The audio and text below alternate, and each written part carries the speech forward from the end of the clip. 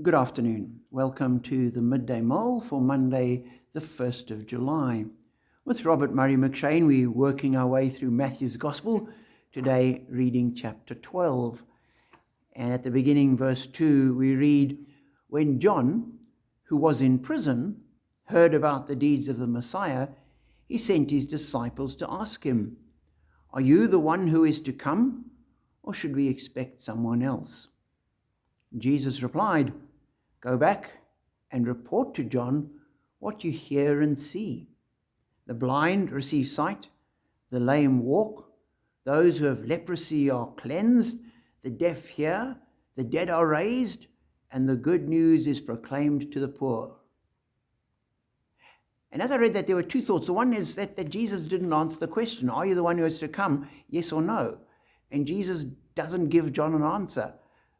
And I suspect it's because if they went back and said to John, "Yes, he says he is the one," John would be, "Ooh, how would I know? Is that true? Is this real?" Instead, he says, "Go and tell John what's happening. Look at what's going on all around, and go and tell him that the blind are being given their sight, the lame are walking, the good news is preached to the poor." And Jesus knew that John knew the prophets, and the prophets had predicted that these would be the kind of things that the Messiah would do. Jesus himself claimed that the Lord has sent me to proclaim good news to the poor, quoting from Isaiah. And so they go back and essentially say to John, he must be the Messiah because all the works and the predictions of the Messiah are happening. So a great encouragement to John. It's not just what he says, but he can see it. They can see it in action. And the second question that I had was why did John ask the question in the first place? John, who had been baptizing people, saw Jesus and said, "Oh, I need to be baptized by you." And Jesus said, "No, you do things the right way." And he pointed to Jesus and said, "Behold the Lamb of God." All of those things that John had been doing. And now he's asking, "Are you the Messiah?" We're not told exactly what was going on in John's head or why the question came up or what it was. I suspect that the clue is we're told John, who was in prison. Here is John, the great prophet of the Messiah, in prison, and he's still in prison. And he probably thought that the Messiah would free the captives and he would be freed and he would rule with Christ over the nation. And he needed encouragement and confirmation.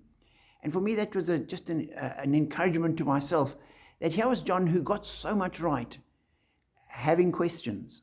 And Jesus doesn't condemn his questions. He doesn't say, "Oh, why is John asking that? Doesn't he know? Has he shut himself off from the Spirit? Why doesn't he keep faith in God?" He answers in a way that will strengthen his belief. And so often people's faith life has its ups and downs. Some points we like John the Baptist by the River Jordan. We can point to Jesus, "Behold the Lamb of God, the Messiah." A few years later, we might be in a position where our lives have changed and things are different and we're stuck in a prison. And we think, "Oh, is Jesus really the Messiah?" And God doesn't condemn that kind of question. He answers it and holds it and keeps us in his love. So for me, that's just an encouragement to keep faith, even when there are questions, when situations change and I have questions.